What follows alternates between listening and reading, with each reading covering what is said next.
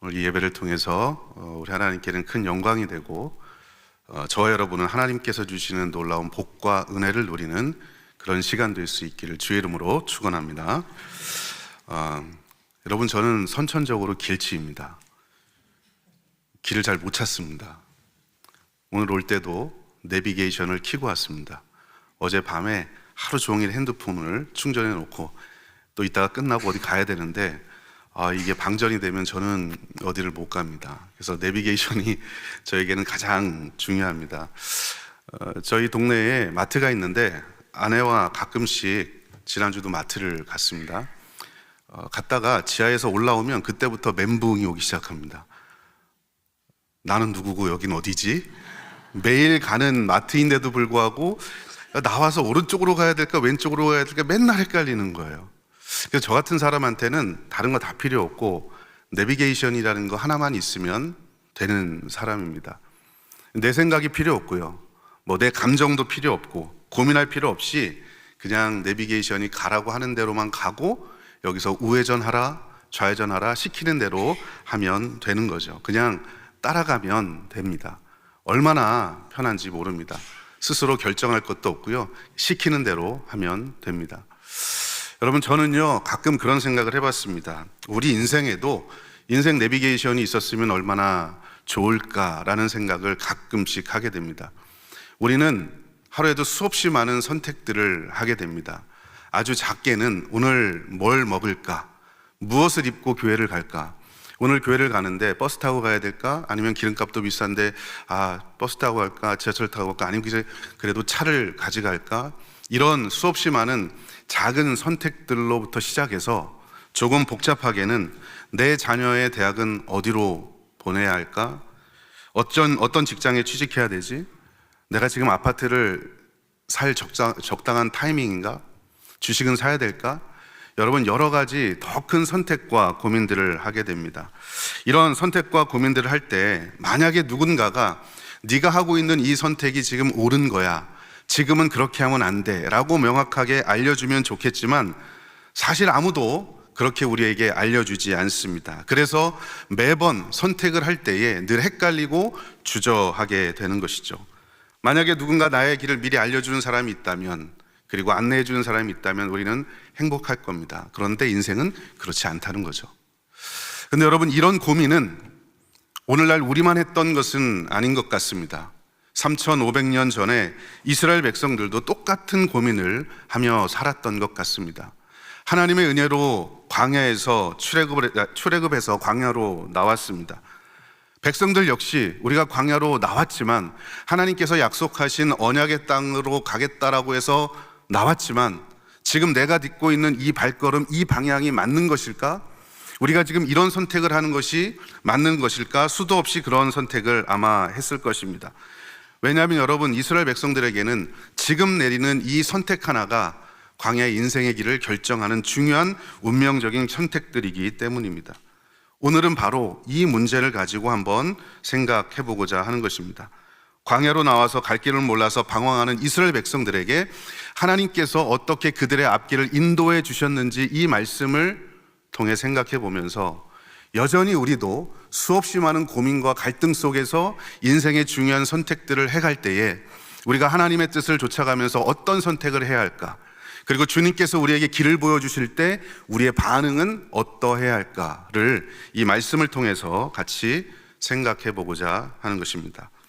여러분, 우리가 출애굽기 13장의 말씀을 읽었는데 그보다 한 장 앞장에 보면 출애굽기 12장에 보면 하나님께서 10가지 재앙으로 이스라엘 백성들을 애굽으로부터 해방시켜 주신 사건이 등장합니다.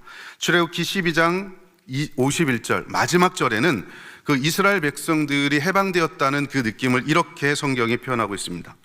바로 그날에 여호와께서 이스라엘 자손을 그 무리대로 애굽 땅에서 인도하여 내셨더라. 여러분, 우리 이 말씀이, 이 표현이 우리에게는 큰 감흥이 없죠. 우리가 과거에 일제 36년 동안 압제를 당해봤지만 그 세대는 아니지 않습니까? 누군가로부터 압제를 받아보고 짓눌림을 당해본 경험이 없고 그런 상황 속에서 해방을 경험해 본 적이 없기 때문에 이 감정을 아마 우리는 잘 모를 겁니다. 그런데 여러분, 한번 보십시오. 430년입니다. 40년만 돼도 36년만 돼도 주체성을 상실하는데 430년 동안 애굽의 종살이로 산 겁니다. 그러다가 여러분 이 본문의 말씀처럼 그날에 여호와께서 이스라엘 자손을 그 무리대로 애굽 땅에서 인도하여 내셨더라. 여러분 얼마나 큰 감격과 감사와 행복입니까? 근데 여러분 여기까지는 희극이죠. 그런데 막상 광야로 나오고 난 이후에 이스라엘 백성들의 마음이 어떠했을까? 저는 한번 생각을 해봤습니다. 지금까지, 어제까지는 희극이었는데 이제 광야로 나가서 어디론가 가야 합니다. 그런데 문제는 이정표가 없습니다. 보고 갈 만한 불빛도 전혀 보이지 않습니다. 그저 황량하고 메마른 광야밖에 없습니다. 어제 간 곳이 그 길이 그 길 같고 앞으로 가야 할 곳도 또 똑같은 길 같고 이만큼 왔는데 어제 왔던 길하고 또 똑같은 거예요. 어디로 가야 할지, 어떻게 살아야 될지, 행선지는 어디일까? 이스라엘 백성들은 매 순간이 고민이었을 겁니다. 하나님의 은혜로 우리가 광야로 애굽에서 나오긴 했지만 이제 우리는 어디로 가야 하지? 이 척박한 광야에서 누가 우리를 인도에 갈 것인가? 우리의 다음 행선지는 어디인가? 그런 고민을 끊임없이 이스라엘 백성들은 했을 것입니다. 그 고민 끝에는 앞날에 대한 두려움이 분명히 있었을 겁니다. 미지의 세계에 대한 두려움이 분명히 있었을 겁니다. 내가 오늘 선택을 이렇게 했을 때 잘못될 것 같은 두려움이 그들에게는 분명히 있었을 거라 하는 것입니다. 여러분, 우리는 지금 이 본문을 3인칭 전지적 독자 시점에서 이 본문을 읽기 때문에 이스라엘 백성들이 광야에 나와서 어떤 감정일지 사실 잘 모릅니다. 그잖아요. 우리는 계시가 완성된 이 성경을 우리 이미 알고 있고, 그죠? 이스라엘 백성들이 40년 후에 이제 여호수아서를 들어가면 이 하나님께서 약속하신 언약의 땅으로 이제 갈 것이고 전혀 걱정할 게 없고 그런 마음을 가지고 계시가 완성된 전체를 알고서 본문을 보니까 이 본문에 감흥이 별로 없잖아요. 그리고 이스라엘 백성들이 얼마나 혼돈스러웠는지 우리는 잘 모를 겁니다. 그런데 이 본문을 1인칭 이스라엘 시점에서 한번 읽는다고 생각해 보십시오.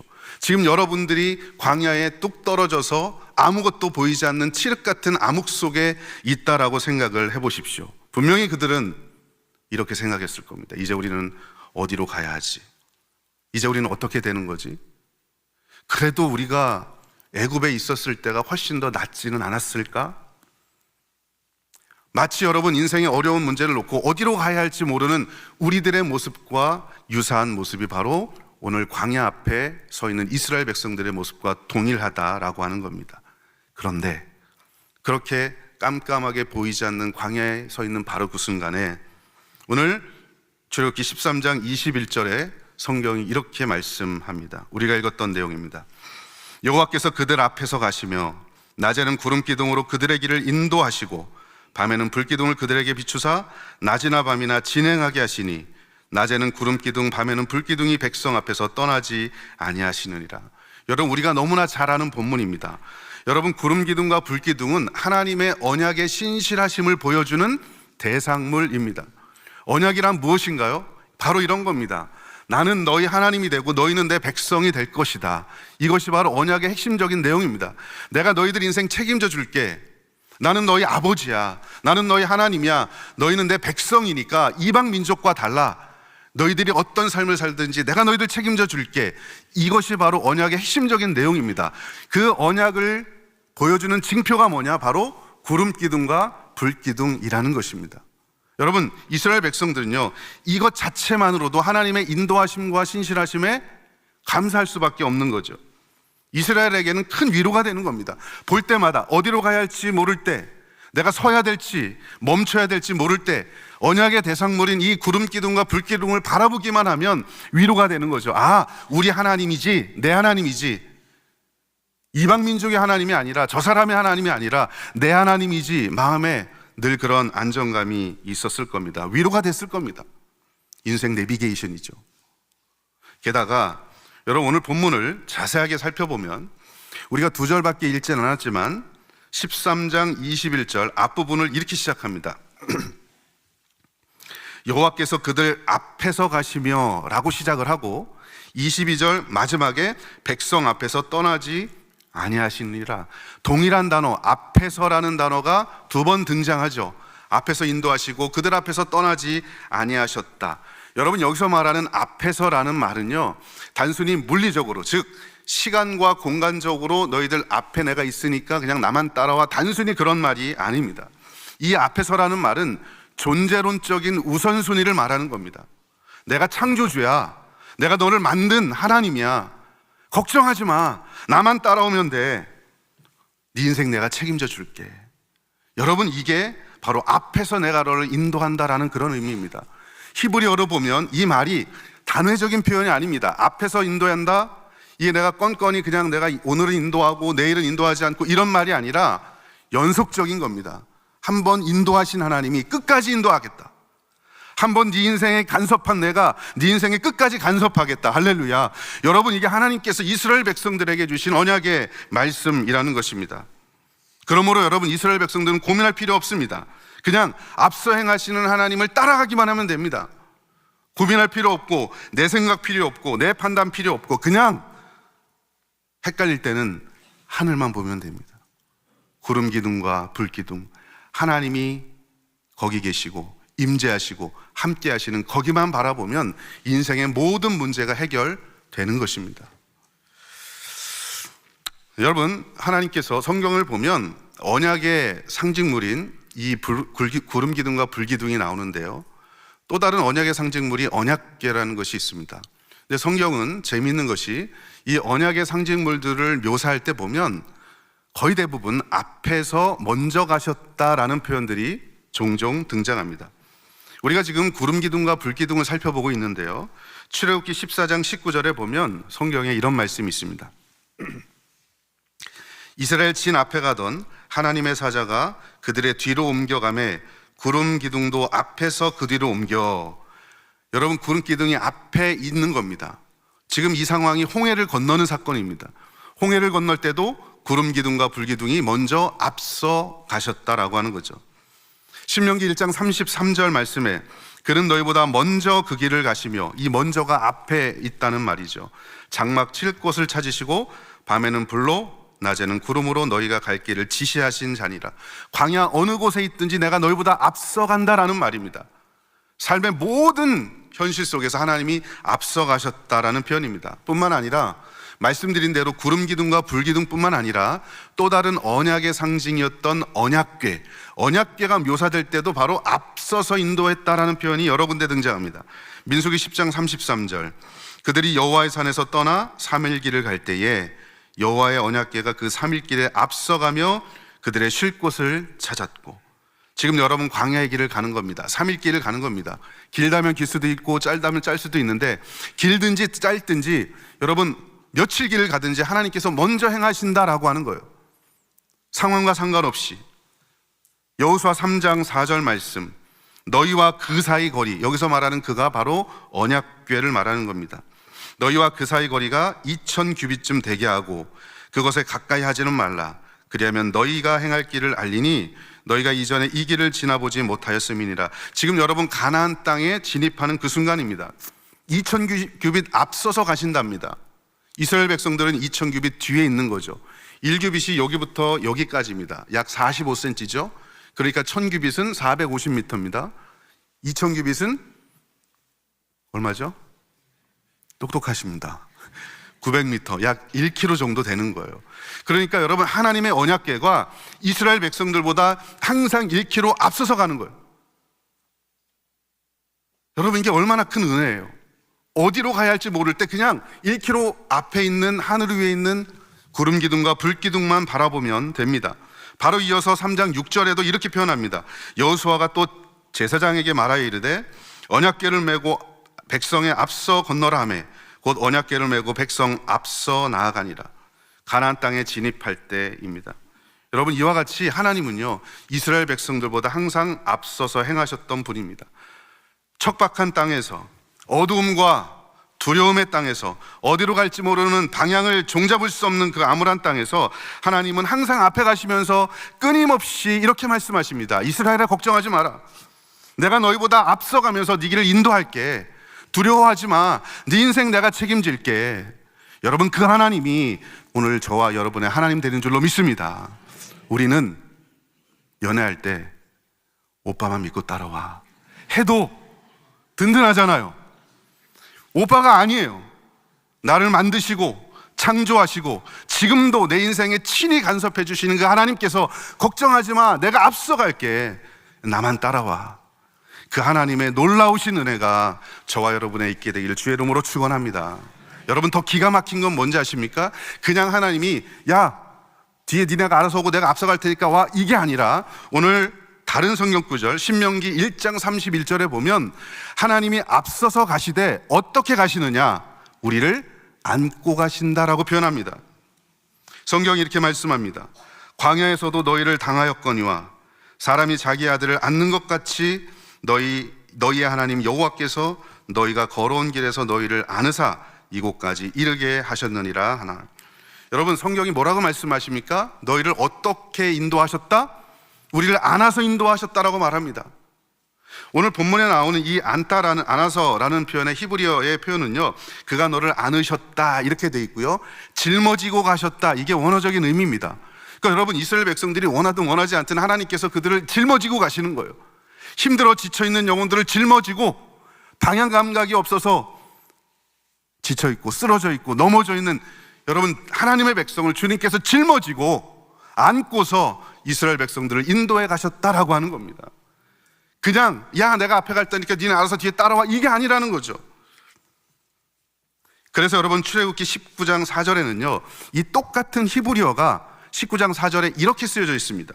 내가 애굽 사람에게 어떻게 행하였음과 내가 어떻게 독수리 날개로 너희를 업어, 여기서 업다라는 말이 바로 안아서라는 표현하고 똑같은 말입니다. 내게로 인도하였음을 너희가 보았느니라 하고, 여러분, 업어서 가시는 거죠. 안아서 가시는 거죠. 들쳐매고 가는 겁니다. 내가 선택하지 않아도 하나님께서 이미 나의 길을 아시기 때문에, 나를 창조하신 하나님이시기 때문에 내 길을 인도하시고 나의 모든 문제를 해결하신다라고 말씀하는 것입니다. 여러분, 그 업어서 가시고 안아서 가신 그 하나님의 또 다른 표현이 무엇이냐? 마태복음 23장 37절에 암탉이 자기 새끼를 날개 아래 품듯이 우리를 품어주시는 그 하나님. 여러분, 닭이 자기 새끼를 품는 거 혹시 보셨습니까? 암탉이 자기 새끼를 날개 아래 품듯이 비가 와도 날개 안에 들어가면 비가 안 맞는 겁니다. 다른 무엇이 고양이가 와서 물어가려고 대기하고 있어도 날개 밑에 있으면 못 물어가는 겁니다. 암탉이 자기 새끼를 날개 아래 품듯이 하나님께서 이스라엘 백성들을 업고 가시고 안고 가시고 들쳐매고 가셨다. 여러분, 이게 우리 하나님이신 거예요. 저와 여러분의 하나님이시라는 겁니다. 사랑하는 성도 여러분, 3500년 전에 우리보다 앞서 행하셨던, 그러면서 이스라엘을 보호하신 그 하나님이 오늘 우리가 어디로 가야 할지 모르고 어떤 인생을 살아야 될지 모르는 우리에게도 동일하게 역사하시는 하나님이신 줄로 믿습니다. 우리 가운데는 때로는 나의 미래가 보이지 않아서 망망한 광야 가운데 서 있는 이스라엘 백성 같은 모습으로 이 자리에 와 계신 분도 계실 겁니다. 자녀의 미래가 보이지 않고 지금 직장에서 내가 얼마나 오래 버틸지 도무지 가늠할 수 없고, 나나 우리 가정의 건강의 문제 때문에 앞이 깜깜하고 내가 어떻게 살아가야 될지 모르는 그런 인생의 쓰디쓴 광야를 경험하는 우리 사랑하는 성도들도 아마 있을 겁니다. 왜 없겠습니까? 저도 있어요. 양복 입고 있으니까 멀쩡해 보이죠. 고혈압 약을 오래전부터 먹었습니다. 고지혈증 약을 4년 전에 먹기 시작했습니다. 부정맥 약을 또 먹기 시작했습니다. 2년에 뭐 할 때마다 계속 뭐가 나와요. 검사할 때마다 두렵습니다. 내가 얼마 동안 살 수 있을까? 남겨진 우리 처자식은 어떻게 되지? 애를 셋씩이나 낳아서. 여러분, 인생에 그런 고민들 없는 사람이 어디 있겠습니까? 그러나 분명한 것은 광야같이 내가 떨어져 있는 것 같은 느낌이 들어도 여전히 하나님은, 언약에 신실하신 하나님은, 우리와 함께 하신 하나님은 거기 계시며 오늘도 말씀하고 계시는 줄로 믿습니다. 저는 너무나 감사한 게 그 하나님이 내 하나님 되신다라고 하는 겁니다. 여기에 약속의 말씀이 있습니다. 신명기 31장 8절. 여러분, 이 말씀 우리 한번 다 같이 읽겠습니다. 시작. 그리하면 여호와 그가 내 앞에서 가시며 너와 함께 하사 너를 떠나지 아니하시며 버리지 아니하시리니 너는 두려워하지 말라, 놀라지 말라. 여러분, 내 앞에 가시며 떠나지 않는다고 말씀하십니다. 그러니까 놀라지 말라, 두려워하지 말라, 내가 너와 함께 하겠다. 이 약속의 말씀을 주신 하나님, 그 하나님의 은혜가 이번 한 주간 동안 우리가 살아가는 삶 속에서 삶으로 체험되어지는 놀라운 하나님의 은혜가 있기를 주의 이름으로 축원합니다.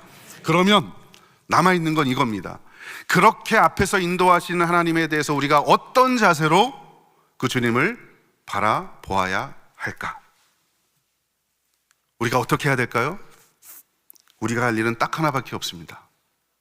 하늘을 보는 겁니다. 왜요? 거기 뭐가 있으니까? 구름 기둥과 불 기둥이 있으니까. 우리의 발은 이 땅에 견고하게 딛고 우리의 시선은 항상 하늘을 바라보면 됩니다. 우리는 이중적 정체성을 가지고 살아가는 사람들입니다. 이 땅에 살고 있으나 이 땅에 속하지 않은 사람들입니다. 이 땅에 살고 있기 때문에 우리의 손과 발은 이 땅에 견고하게 딛고 있어야 됩니다. 열심히 살아야 합니다. 그러나 이 땅에 속한 사람들이 아니기 때문에 우리의 목적지와 지향점은 이 땅이 아니라 하나님이 계신 바로 저곳을 바라보며 나아가는 겁니다.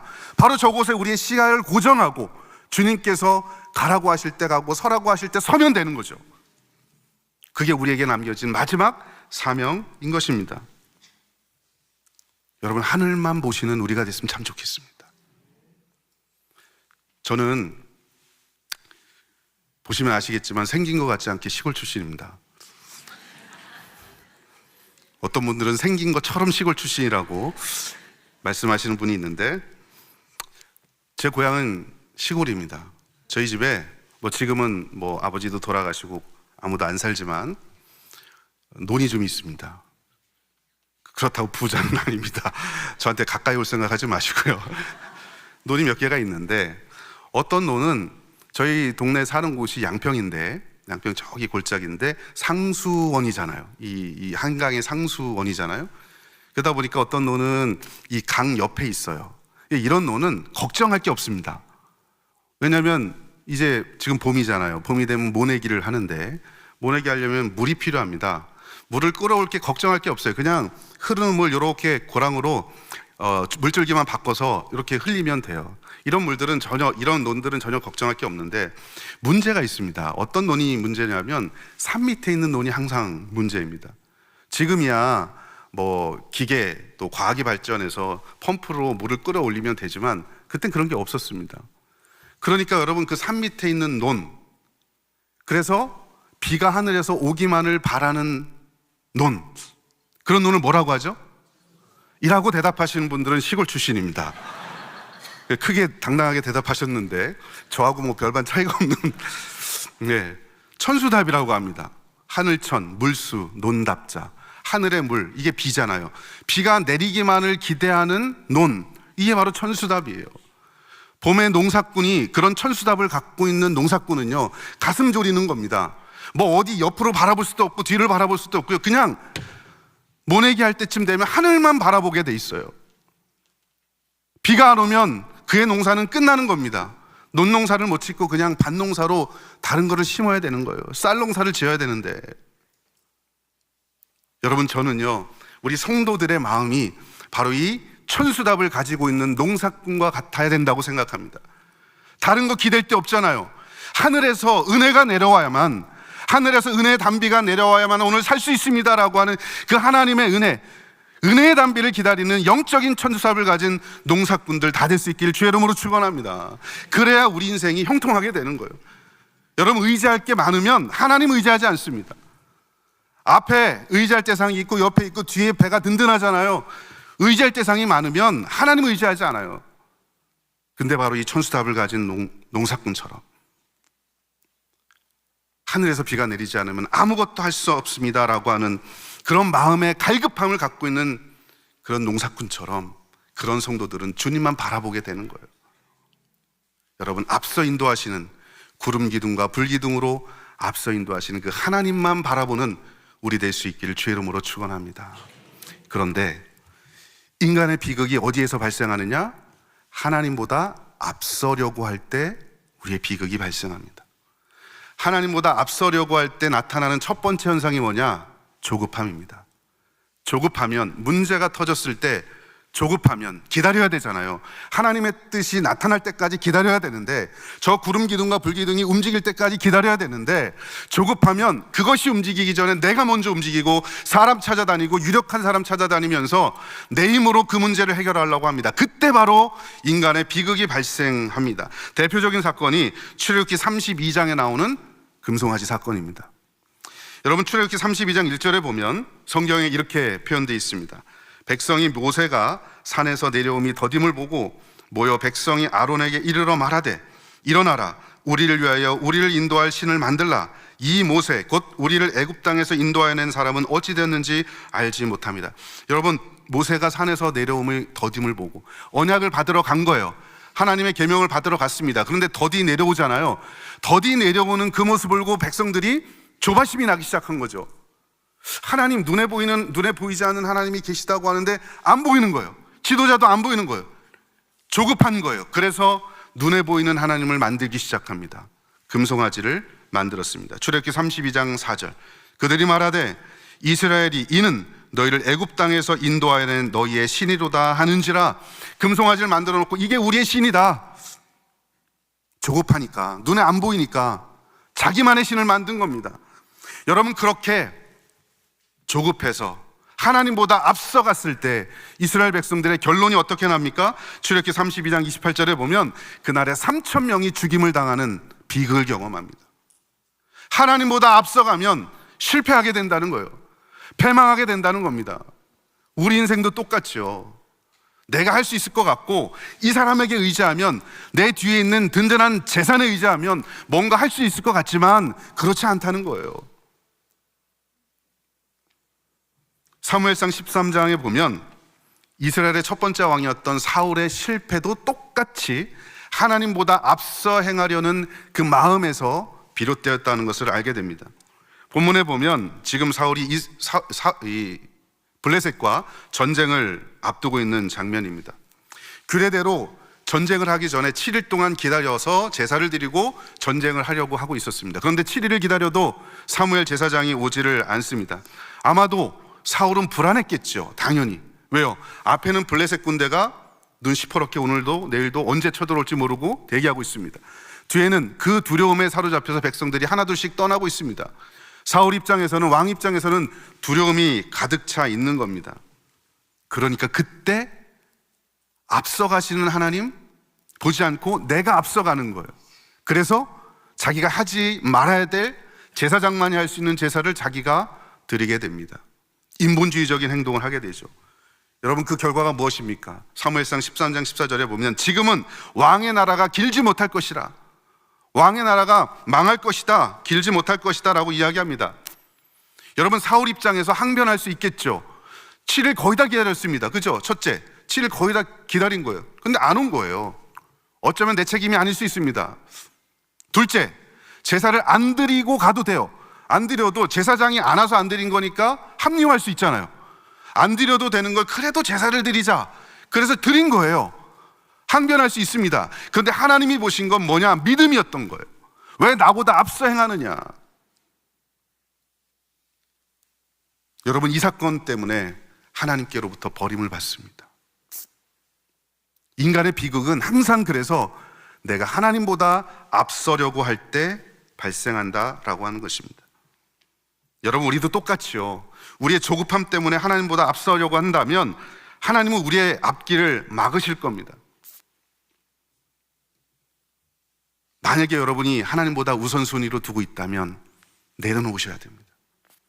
하나님보다 더 믿을 만한 그 무언가가 있다면, 그래서 맨날 그거를 바라보는 게 있다면 그거 내려놓으셔야 됩니다. 그래야 하나님의 인도하심이 여러분에게 임하게 될 것입니다. 우리는 종종 우리가 먼저 앞서서 행하고 결정하고서 하나님께 추인해달라고 요청하는 경우가 참 많이 있습니다. 하나님, 나 진로 이렇게 결정했어요. 기도하면서 하나님, 그러니까 나 추인해 주세요. 하나님, 우리의 자녀 진로 이렇게 결정했어요. 내 자식 이 대학에 보내기로 결정했어요. 추인해 주세요. 하나님, 나 이 사람하고 결혼하기로 결정했어요. 추인해 주세요. 하나님, 나 직장 이직하기로 했어요. 추인해 주세요. 하나님, 우리 교회 이렇게 하기로 했어요. 추인해 주세요. 여러분, 그게 아니라 그 추인 여러분 후 결제 받는 인생이 아니라 먼저 하나님 앞에 끊임없이 기도하고 말씀을 통해서 하나님의 뜻을 찾아가면서 도대체 나를 향한, 우리 가정을 향한, 우리 교회를 향한 하나님의 뜻이 어디 있는지를 끊임없이 물어야 됩니다. 그래야 비극이 발생하지 않는다라고 하는 것입니다. 여러분, 이제 오늘 본문 통해서 하나님께서 모세를 통해서 이스라엘에게 주신 말씀을 다시 한번 들어보십시오. 우리가 읽었던 본문 앞구절에 보면 출애굽기 14장 13절부터 14절에 성경에 이렇게 말씀하고 있습니다. 모세가 백성에게 이르되 너희는 두려워하지 말고 가만히 서서 여호와께서 오늘 너희를 위하여 행하시는 구원을 보라. 너희가 오늘 본 애굽 사람을 영원히 다시 보지 아니하리라. 여호와께서 너희를 위하여 싸우시리니 너희는 가만히 있을지니라. 여러분, 동일하게 등장하는 하나의 똑같은 단어가 있죠. 그게 뭐죠? 가만히 있으라는 겁니다. 내가 앞서서 행할 테니 너희는 가만히 있어서 내가 행하는 구원을 보라. 본문에 나오는 여러분 가만히라는 이 표현이 우리 한글 성경에는 똑같이 가만히 서서 가만히 있어라고 표현되지만 히브리어를 보면 다른 표현입니다. 앞에 나오는 두려워하지 말고 가만히 서서, 이 말은요, 굳게 서서 있어라. Stand firm. 그대로 견고하게 그 자리에 서 있어라. 움직이지 말고 있어라. 그 소리고, 뒤에 나오는 가만히, 너희는 가만히 있을지어라. 이 말씀은요, 히브리어로 침묵하라는 소리입니다. 내가 앞서갈 테니 너희는 말하지 말고 침묵하고 있어라. 그 자리에 견고하게 서 있어라. 앞서가지 말아라. 그래도 내가 내 인생, 네 인생 책임져 주겠다. 말씀을 맺습니다. 여러분, 우리가 혹시 하나님보다 앞서 행하셨던 그런 경험들이 있지는 않은지요? 분명한 것은 하나님이 항상 우리보다 앞서가시고 우리가 해야 될 일은 그냥 하나입니다. 저 하늘에 떠 있는 구름 기둥과 불 기둥을 바라보기만 하면 됩니다. 이게 수동적인 것처럼 보여도 때로는 믿음은요, 수동인 거예요. 내가 뭐 막 하려고 하지 않아도 하나님께서 계시다는 것 그 자체, 하나님의 존전에서 하나님의 현현을 느끼면서 하나님께서 내 앞에 계시는구나. 여러분, 이것만으로도 때로는 믿음은 충분합니다. 이번 한 주일 동안 주님보다 앞서지 않고 앞서가시는 주님 바라보며 믿음의 삶을 살아갈 수 있는 저와 여러분 될 수 있기를 주의 이름으로 축원합니다. 기도하겠습니다. 하나님, 은혜를 감사합니다. 분명 하나님께서는 존재론적으로 우리보다 앞서 계시고 나를 창조하시고 지금도 섭리하고 계신 하나님이라고 우리는 입술로 늘 고백합니다. 그런데 우리의 삶에서는 때로는 하나님보다 앞서려고 하는 그런 모습이 불쑥불쑥 나올 때가 얼마나 많은지 모릅니다. 우리의 연약함을 용서해 주시옵소서. 이제는 주님만 바라보게 도와주시고 천수답을 가진 농부와 같이 하나님만 바라볼 수 있는 저희들 되게 도와주시고 하늘에서 은혜의 단비가 내릴 때 주님 앞에 감사하며 감격하며 찬양할 수 있는 저희 인생 될 수 있도록 역사하여 주시옵소서. 감사드리옵고 예수님의 이름으로 기도 올려옵나이다. 아멘.